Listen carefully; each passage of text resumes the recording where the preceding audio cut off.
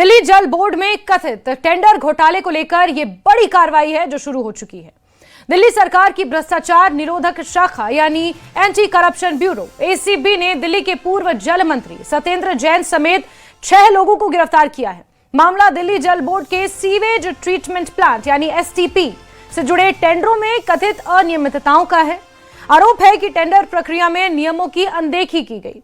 तकनीकी शर्तों में कथित तौर पर हेराफेरी का भी आरोप है और काम दिलाने के बदले रिश्वत के लेन देन का खेल इसमें पूरी तरह से चला है और इसी चीज को आधार बनाकर एंटी करप्शन ब्यूरो ने ये कार्रवाई की है। जांच में आरोप है कि एसटीपी से जुड़े ठेकों में ऐसी तकनीकी शर्तें रखी गई जिनसे कुछ खास कंपनियों को फायदा पहुंचाया जा सके। इसके बाद टेंडर प्रक्रिया और ठेका देने में कथित तौर पर अनियमितताएं सामने आई।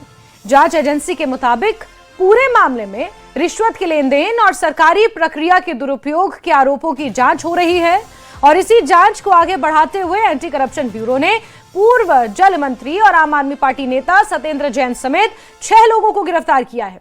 आज सत्येंद्र जैन समेत इन सभी आरोपियों को दिल्ली के राउज एवेन्यू कोर्ट में पेश किया जाएगा। यहां पर इनकी पेशी होनी है।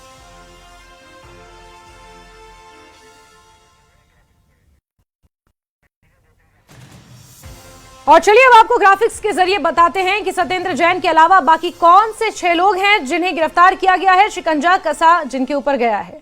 दिल्ली के पूर्व मंत्री सत्येंद्र जैन हैं, दिल्ली जल बोर्ड के पूर्व सीईओ उदित प्रकाश राय हैं, पूर्व संविदा सलाहकार हैं अंकित श्रीवास्तव जिनकी आज पेशी होनी है।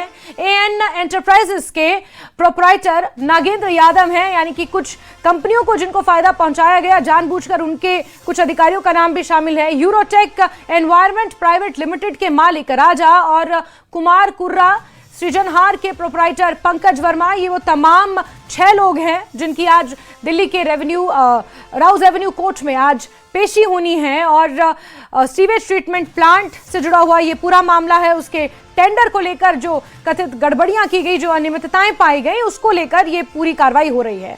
अब दिल्ली जल बोर्ड में क्या कुछ घोटाला हुआ वो भी आपको ग्राफिक्स के जरिए बताते हैं।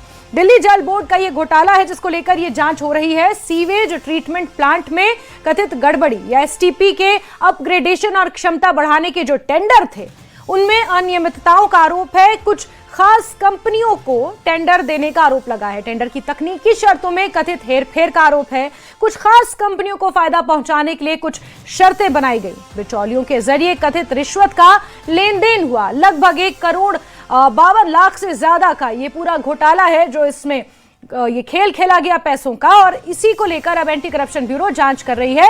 जांच का फोकस किन चीजों पर है वो भी आपको बता दें।